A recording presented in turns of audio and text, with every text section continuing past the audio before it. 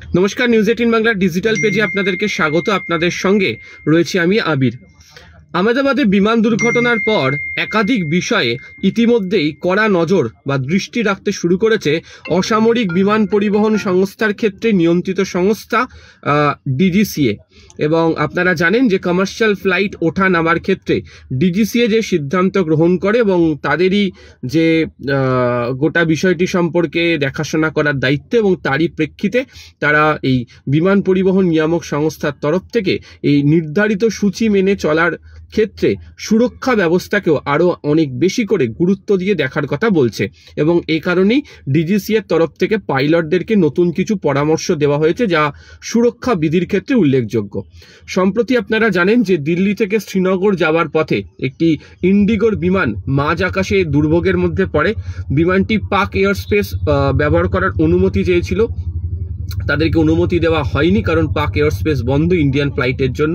পরবর্তী সময়ে তিনি পাঠানকোটের একটি ঘাঁটিতে নামার চেষ্টা করে, বায়ুসেনা ঘাঁটিতে, যদিও সেখান থেকেও অনুমতি পাওয়া যায়নি।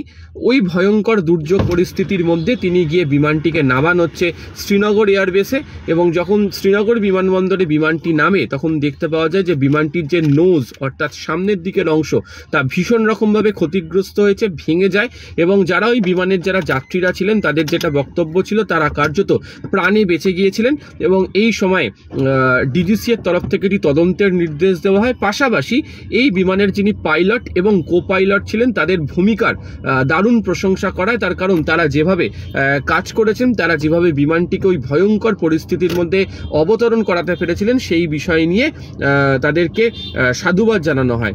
এরই মধ্যে দেখতে পাওয়া যায় যে উত্তরাখণ্ডের কেদারনাথ, সেখানে প্রতিকূল আবহাওয়ার কবলে পড়ে একটি হেলিকপ্টার, 7 জনের মৃত্যু হয়।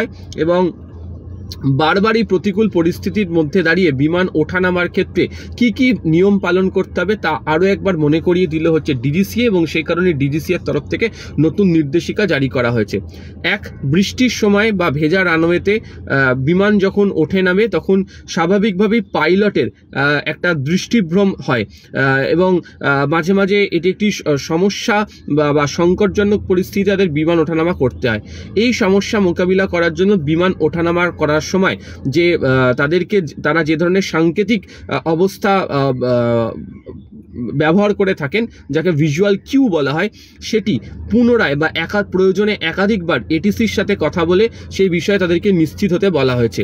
এবং বিমান কর্মীদেরকেও বলা হয়েছে যে নির্ধারিত সময়সূচি মেনে বিমান চলাচল করানোর থেকেও সুরক্ষার দিকে বেশি জোর দিতে।